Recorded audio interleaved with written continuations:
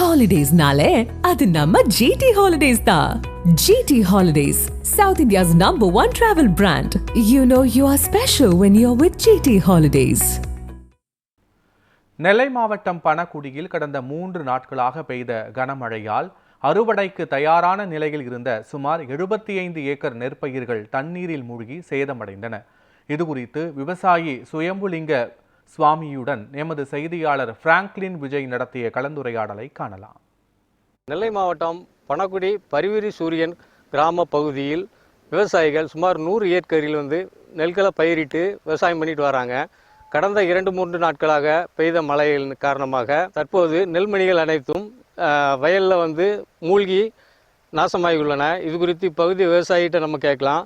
அண்ணே வணக்கம், நீங்கள் எவ்வளோ ஏக்கர் பயிரிட்டுருக்கீங்க, என்ன பாதிப்பு உங்களுக்கு? 100 ஏக்கர் நெல் பயிர் இது பண்ணியிருக்கோம்.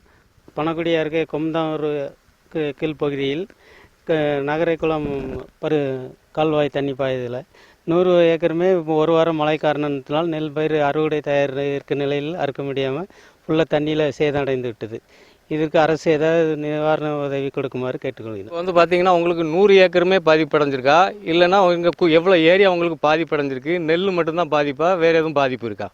நெல் பயிரும் பாதிப்பு, தக்காளி கொஞ்சம் ஒரு 4 ஏக்கர் போட்டிருந்தோம், அதுலேயும் பாதிப்பு தான். நெல் பயிரில் 100 ஏக்கரில் ஒரு 25 ஏக்கர் போண்டு அறுவடையில் கொஞ்சம் அறுத்துருக்கு, வேறு 75 ஏக்கர் அறுக்கவே இல்லை, ஃபுல்லாக தண்ணியில் மூழ்கி தான் இருக்குது. இந்த மழை பாதிப்புகள் குறித்து அரசு சம்பவ இடத்தில் கள ஆய்வு செய்து விவசாயிகளுக்கு உரிய இழப்பீடு வழங்கி தர வேண்டும் என இப்பகுதி விவசாயிகள் கோரிக்கை வைக்கின்றனர். நியூஸ் 7 தமிழ் செய்திகளுக்காக நெல்லை மாவட்டம் பணகுடியிலிருந்து பிராங்க்லின் விஜய்.